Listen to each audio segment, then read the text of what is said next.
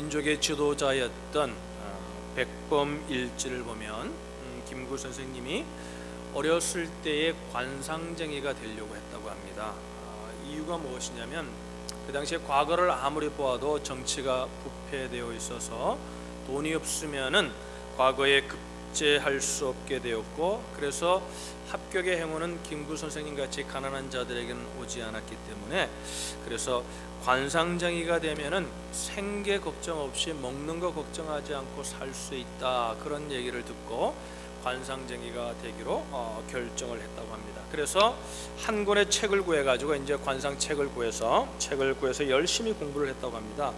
그래서 이제 어느 정도 공부하고 나니 다른 사람 관상 보기 전에 자기 관상을 좀 봐야 되겠다. 그래서 이제 그걸 가지고 자기 관상을 보셨다고 그래요. 그랬더니 관상을 보니까 천하의 불길하고 흉한 상, 모든 불길하고 흉한 것이 자기 얼굴에 다 있더라는 겁니다. 그래서 김이 새는 거죠. 이런 내가 무슨 관상을 보냐. 그리고 이제 그것도 포기하려고 그러는데, 산책이니까 책에 그런데 마지막 한 줄의 글이 결정적으로 그의 인생을 바꾸게 되고 그의 삶을 터닝하게 되었다, 이렇게 고백하셨습니다. 그 관상책 마지막에 뭐라고 했냐면 이렇게 결론을 내렸다고 합니다. 관상은 신상만 못하고, 관상은 몸의 상만 못하고, 신상은 심상, 마음만 못하다, 이런 말이 있더라는 겁니다. 그러니까 최고의 상은 뭐냐면 얼굴에 있는 관상이 아니라, 얼굴의 관상은 몸만도 못하고, 또 그보다 더 높은 것 최고의 관상은 마음의 관상이라, 마음의 상이라는 거죠. 그래서 보니까 쭉 읽어가다 보니까 이렇게 써 있더라는 거예요. 심상은 그러면 어떻게 생기냐? 마음 먹은 목표에 의해서 결정된다, 이렇게 있더라는 거예요. 그래서 자기는 얼굴은 흉한 상이지만 자기의 삶을 여차하기 위해서 내가 마음을 다스려야 되는데, 그럼 마음에 좋은 심상을 가지려면은 좋은 목적을 가져야 되니까, 그러면 어떻게 할 것인가? 그래서 그는 뭐예요? 민족을 위해서, 나라와 동포들을 위해서 자기의 삶을 바쳐야 되겠다. 그래서 그는 애국자의 길을 들어서게 되었다고 합니다. 그래서 백범 선생님이 민족을 위해 자기의 삶을 바치는 삶을 사실 수 있었다고 합니다. 여러분, 오늘 산상수훈의 6번째 복을 예수님께서 말씀하시면서요, 만약에 이렇게 말했다고 하면 어떨까요? 얼굴이 아름다운 자는 복이 있나니. 자기 얼굴을 볼 수 없으니까 옆에 사람 얼굴을 한번 보십시오. 그러면 아마 저 빼고는 다 실망하지 않을까, 이런 생각을 합니다. 그죠? 얼마나 비관되겠어요. 여러분, 다른 사람들이 아무리 아름답다고 하는 사람들도요, 자기 얼굴에는 만족하지 못한다고 합니다. 그러니까 만약에 예수님께서 얼굴이 아름다운 자는 복이 있나니, 그러면 우리가 얼마나 낙심할 수밖에 없겠습니까? 만약에 예수님께서 다른 말로 몸짱이 복이 있나니, 아니면 날씬한 자가 복이 있나니, 그러면 아마 저는 거기에서는 제외될 것 같아요. 많은 형제 자매들이 아마 비관할 것입니다. 그런데 오늘 예수님께서 뭐라고 말씀하시냐면 마음이 청결한 자가 복이 있다는 거예요. 할렐루야. 마음이 청결한 자가 복이 있다. 그러면 어떤 결과가 나오냐면 하나님을 볼 것이다, 이렇게 오늘 성경은 말하고 있습니다. 거기 청결로 번역된 헬라어 단어가 카타로스라는 단어입니다. 그 카타로스의 동사형이 뭐냐면은 카타리조라는 단어예요.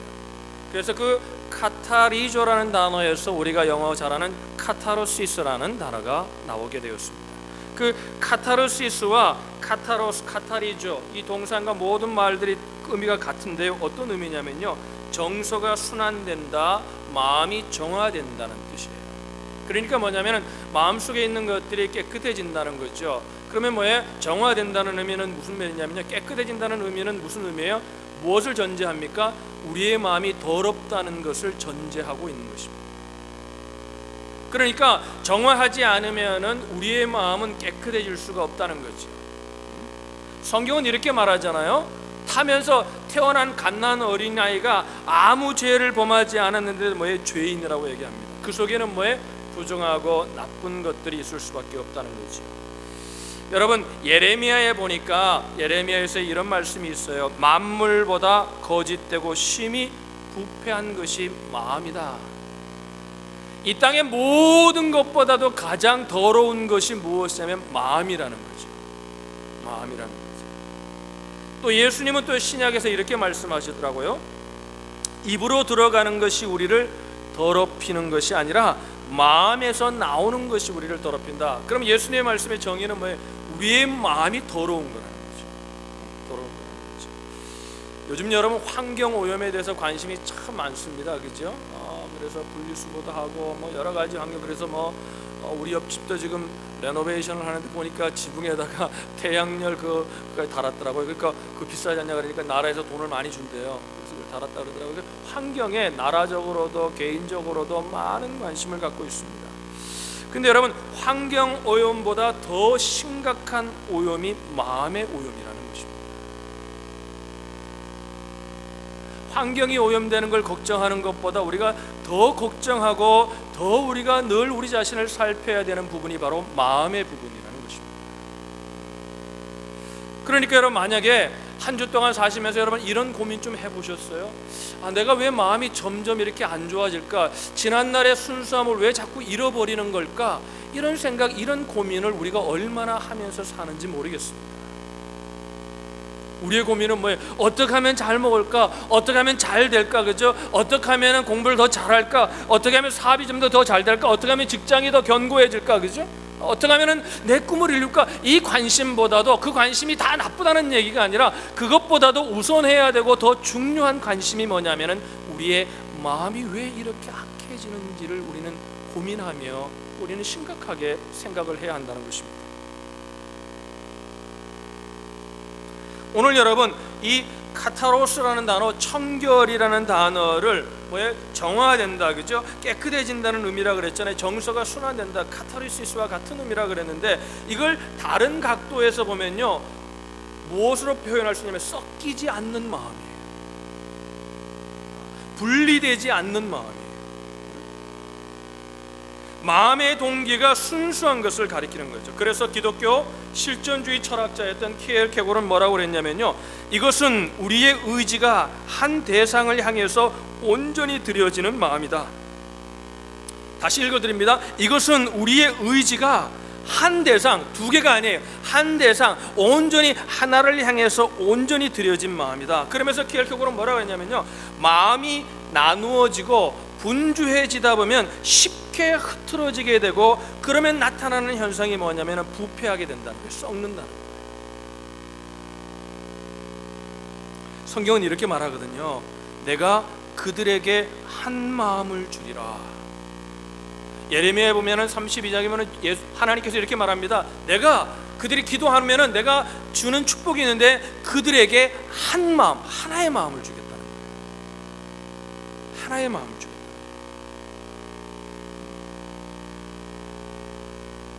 시편에 보면 뭐라 그랬냐면요, 전심으로 여호와를 구하는 자가 복이 있다. 누구를 구하는 자가요? 여호와를, 하나님을 구하는 자가, 하나님을 향하여 마음을 모으는 자가 복이 있다는. 구한다는 게 이런 거는 아니잖아요. 하나님 하나님 하나님 이건 아니잖아요. 그러면 아무리 하나님을 부르러도 우리의 마음이, 우리의 모든 전인격이 주님을 향하지 않는다면 그건 하나님을 구하는 게 아니거든요. 오늘 우리가 예배의 자리에 앉아 있다고 해서 우리가 하나님을 구하는 게 아니라, 우리가 아무리 우리 육신이 오늘 아침에 일어나 피곤한 몸을 세우고 왔다 할지라도 오늘 이 시간 말씀을 들으며 예배를 드리는 가운데 하나님을 향하여 마음이 모아지지 않으면 하나님께 향한 마음이 아닌 거거든요. 오늘 여기 앉아 있는 분들 여러 가지 생각할 거 아니에요, 그죠? 학생들이 이제 파이널을 어떻게 할 건가, 마지막 종강을 어떻게 마칠 건가, 뭐 여러 가지 생각들을 할 거 아니에요. 그럼 뭐예요? 하나님 앞에 와 있는 게 아니거든요. 우리의 몸만 여기 있는 거예요. 여호와를 구하는 것이 복이 있다는 거예요. 그러니까 여러분 다시 정리하면, 쉽게 정리하면 이겁니다. 청결한 마음은요 어떤 도덕적인 삶으로 주어지는 게 아니라는 거예요. 그건요 결과로 나타나는 현상이라는 거죠. 여러분 우리가 포도나무를 심습니다. 그러면 포도나무를 심으면 어떻게 해요? 포도가 맺혀지는 것은 그냥 결과일 뿐이라는 거예요. 청결한 마음이라는 건 우리가 선한 삶을 살아서 오는 것이 아니라 뭐예요? 청결한 마음은 나누어지지 않는 마음인데, 정화된 마음인데, 그 정화된 마음은 어디서부터 오냐면 우리의 마음의 뿌리가 하나님께 있어야 오는 것이라는 거예요. 할렐루야. 근데 우리는 어떻게 생각합니까? 내가 선한 삶을 삶으로 내가 정화된, 물론 선한 삶을 살면 그 당시 순간 내 마음이 기쁘고 그저 평안해지고 그래서 그게 정화된 걸로 생각하는데 그거는 온전한 정화가 아니라는 거예요. 하나님으로부터 하나님께 우리의 뿌리를 내밀고 하나님을 깊이 묵상하고 하나님의 임재하심, 하나님의 영광을 경험하게 될 때 어떻게 해요? 무엇을 인식하게 됩니까? 내가 죄인이라는 사실, 내 실존이 어떤 상태인가를 알게 되고 더 하나님을 의지하게 될 때 뭐예요? 하나님께 뿌리를 낼 때 우리는 청결한 마음이 될 수 있다는 거예요. 오늘 말씀을 다시 눈으로 보시면 이렇게 말합니다. 오늘 본문에서 강조된 것이 뭐냐면 마음이 청결한 자들은 복이 있나니 누가 복을 받는다 그랬어요? 그들이 그랬어요. 그들이. 따라합시다. 그들이. 누가 하나님을 보는 복을 받냐면요, 그들만이에요. 마음이 청결한 자들만이에요. 그러면 무슨 얘기냐면요, 하나님을 향하여 마음을 정한 자들, 하나님을 향하여 마음을 나누지 않고 하나님만을 바라보는 자들, 그들에게는 하나님이 하나님을 본다는 거예요. 본다는 의미는 뭐예요? 눈으로 본다는 의미가 아니라 하나님이 어떤 분이신지를 경험하게 된다는 거예요. 할렐루야. 이걸 거꾸로 하면 이렇게 되는 겁니다. 하나님을 본 자들은 마음이 청결해진다는 거예요.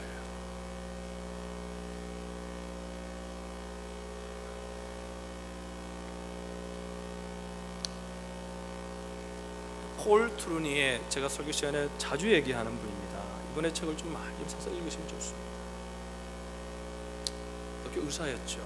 폴 트루니에는 인생을 세 개로 나누었습니다. 유아기나 소년기, 청년기, 장년기로 나누었습니다. 그러면서 유아기나 소년기에 나타나는 열망이 무엇이냐면 그것은 소유입니다. 소유. 정말 그런 것 같아요. 얘들은 뭐든지 그저 자기 것에 관한 굉장히. 그러면서 청년기가 되면 나타나는 열망이 뭐냐면 경험이에요. 새로운 것을 추구합니다. 새로운 것을 경험합니다. 그래서 장년기가 나타나야 되는 모습이 뭐냐면요, 진정한 어른이 되려면 인격을 향한, 자기 자신의 내부를 향한, 자기 자신 속을 향한 그 마음의 상태에 관심이 있어야 한다고 그런 얘기합니다. 그래야 어른이라는 거예요. 아무리 나이가 멀어서 50, 60, 70이 되어도 아직도 소유, 아직도 뭔가 새로운 것, 아직도 뭔가 그런 거에만 손을 잡고 그런 거에만 목을 메고 산다면 몸은 지금 나이는 어른이 되었을지 몰라도 그 정신적인 연령은 아직 어리다는 거죠. 여러분, 우리가 정말 무엇에 관심을 가져야 합니까? 우리가 가장 우선해야 되는 관심이 무엇입니까? 마음의 상태. 우리가 지금 오늘 예배 자리에 앉아있는 겉모습 경험, 이것보다도 더 관심을 가져야 되는 것이 뭐냐면 오늘 내가 무슨 마음으로 앉아있는가? 오늘 우리가 예배를 드리고 감격에서 눈물을 흘리는 어떤 그런 결과가 아니라 오늘 그 예배를 통해서 그러면 내가 내 마음이 정말 주님을 향하여 뿌리가 내려 있는가?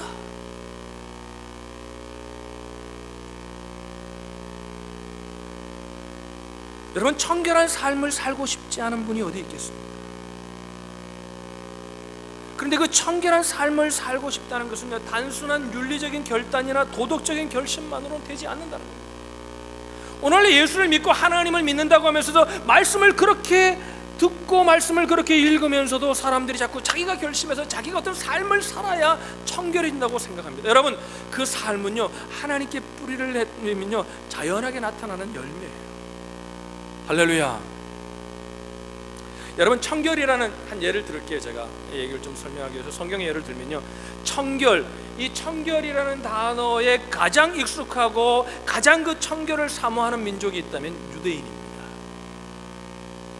레위기나 성경에 보면은 청결이라는 얘기가 너무나 많이 나옵니다. 그래서 먹는 것조차도 무엇이 거룩하고 무엇이 청결한 것인지, 그죠? 먹어야 될 것, 먹지 말아야 될 것, 해야 될 것 하는 얼마나. 그래서 예수님 당시에 바리새인들과 청결의 목록을 만들어서 여러분 어마어마하게 청결을 추구했던 민족이 유대인들이었습니다. 그런데 예수님이 유대인들을 향하여 뭐라고 말합니까? 회칠한 무덤 같다. 그렇게 청결의 삶을 추구하고 그렇게 윤리적인 삶을 추구하려고 하는 그들에게 예수님이 이렇게 말합니다. 회칠한 무덤이라는 건 이런 의미예요. 유대인들은 부정한 것이 있는데 몇 가지 여러 가지 부정한 것들이 많은데 그 중에 가장 부정한 것이 뭐냐면 죽은 사람의 시체를 만지거나 문둥병자를 만지는 것을 가장 부정하게 여겼습니다. 그래서 만약에 누가 시체를 만지면요 뭐하고 다녀야 되냐면 이렇게 다녀야 돼. 나는 부정하다, 나는 부정하다, 나는 부정하다 이러면서 걸어 다녀야 돼. 그러면 뭐 자기가 깨끗해지는 걸로 생각했어요. 하나님이 나는 부정하다고 얘기하고 자기의 부정을 인정하라는 것은 왜? 부정하다는 이 말로 깨끗해진다는 게 아니에요. 하나님 앞에 내가 얼마나 부정한지를 인식하는 하나님께 뿌리를 내려야 거룩해진다는 의미인데 그들은 잘못 해석해가지고 그냥 부정하면은 나는 부정하다 이러면 괜찮은 걸로 생각을 했어요. 그래서 회칠한 무덤이라는 건 뭐냐면요, 그래서 죽은 시체를 만지는 것을 그렇게 부정하게 여기에 사람이 죽으면요 그 위에다가 이제 잔뜩 아무것도 안 나죠. 그러니까 회칠을 했어요, 허옇게. 그래서 회칠한 무덤이라는 얘기는 부정한 자들이라는 얘기예요. 그렇게 정결한 삶을 살려고 윤리적인 결단을 하고 삶을 가지고 그렇게 살아가는 그들에게 예수님이 이렇게 말합니다. 회칠한 무덤, 부정한 자들이다. 부정이 무엇으로부터 온다는 겁니까? 하나님으로부터 하십니다. 할렐루야. 성경에 보면요 에스겔서 36장 26절에 이런 말씀이 있어요. 내가 새 영을 너희 속에 두고 새 마음을 주리라. 새 영은 누구를 말하는 거예요? 홀리 스피릿, 성령 하나님을 말합니다. 그러니까 이제 예수님이 오셔서 되어질 일들을 예언하는 거죠. 예수님이 오셔서 이제 뭐예요? 예수 그리스도를 믿는 자에게 누가 온다는 거예요? 새 영이 우리 가운데 부어진다는 거예요. 할렐루야. 그래서 새 마음을 준다는 거예요. 그러면서 내 속에서 굳은 마음을 제거할 것이다. 새로운 마음이 어디로부터 오냐면은 위로부터 하나님께로부터 우리에게 주어진다는 거예요. 어떻게 주어집니까? 내 스스로 정결케 할 수 없었던 내 부정을 인식하고 내 삶의 도덕적인 파산을 인지하고 살아계신 하나님 앞에 서는 순간 비로소 하나님, 그 거룩하신 하나님을 사모하는 순간 그 하나님의 임재하심이 우리 가운데 임하게 되면 나타나는 현상이 뭐냐면 정결함이다. 할렐루야. 여러분 얼마나 한 주간 하나님을 사모했는지 모르겠습니다. 여러분 하나님을 사모한 만큼 우리는 정결해지는 겁니다. 할렐루야. 여러분 이 말을 오해하지 마십시오. 돌을 닦아서 된다는 의미가 아닙니다.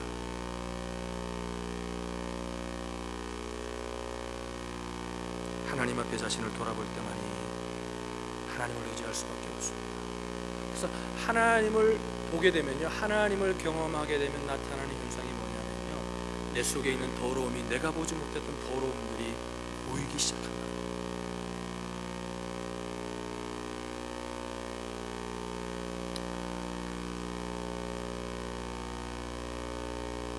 어느 형제가 어느 날 숲속을 거느는 날이 있었습니다. 산책을 하고 있었습니다. 근데 말 같은 날이 갑자기 폭우가 쏟아지는데 정말 장대비 같은 비가 쏟아지고 정말 천둥 번개가 땅을 가르면서 위험하게 되었습니다. 자연 속에 있으면 여러분 천둥 번개가 더 무서운 겁니다. 비가 장대비 쏟아지면서 막 갑자기 날이 어디로 천둥이 치는데 어디 피할 곳을 보는데 여러분 바위굴이 그 형제의 눈에 보이는 거, 그 바위굴 안에 그 바위굴 안에 딱 들어가 있는 순간 그 모든 것들의 영향으로부터 자기가 안전해지는 것을 경험하게 되었습니다. 그래서 여러분 그 체험을 가지고 주님을 생각하며 묵상하며 지은 찬송가가 바로 만세반석 열리니라는 찬송가입니다. 만세반석 열리니 내가 들어갑니다. 어디 안에 있을 때 우리가 세상의 유혹과 세상의 그 모든 어려움으로부터 우리가 안전할 수 있다고 이 찬송가 가사를 지은 톱 메이 목사님은 주장합니까? 반석이신 주님 안에 있습니다.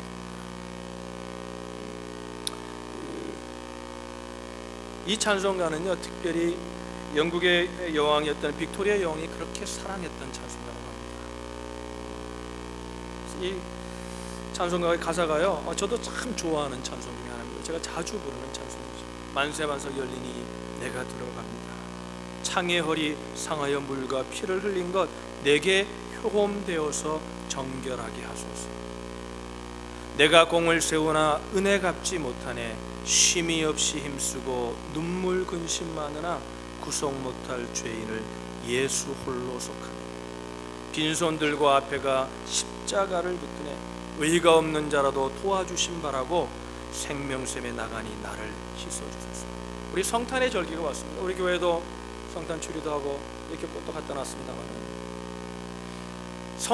이 성탄의 절기에 그 주님을 묵상하는 자가 얼마만큼 있을까 저는 고민하게 됩니다.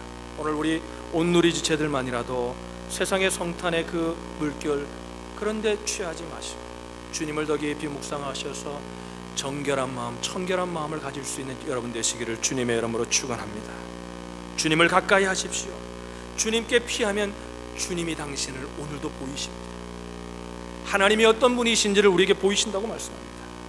주님을 볼 때 자기의 더러움을 보게 될 것이고 회개하게 될 것이고 우리의 영혼은 정결해질 것입니다. 오늘 만세반석이신 그 주님 앞에 피하는 저와 여러분들이 되시기를 주님의 이름으로 축복합니다. 우리 494장 우리 다 같이 일어나셔서 함께 찬송하시고 우리 기도하는 시간 갖겠습니다. 494장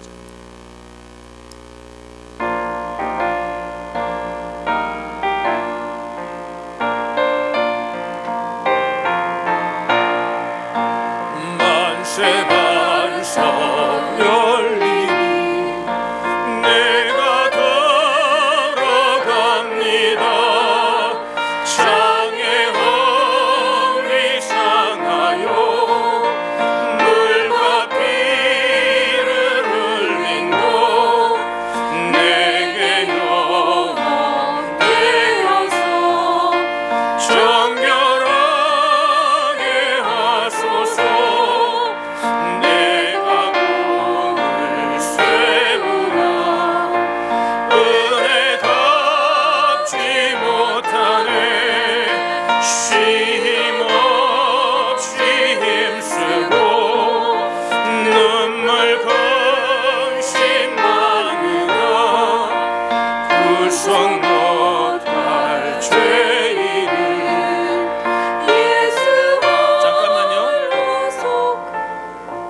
우리 누가 영어 찬송이 가사가 있는 분은 좀 카피하셔서 우리 영어 회중들 나눠주시면 좋겠습니다.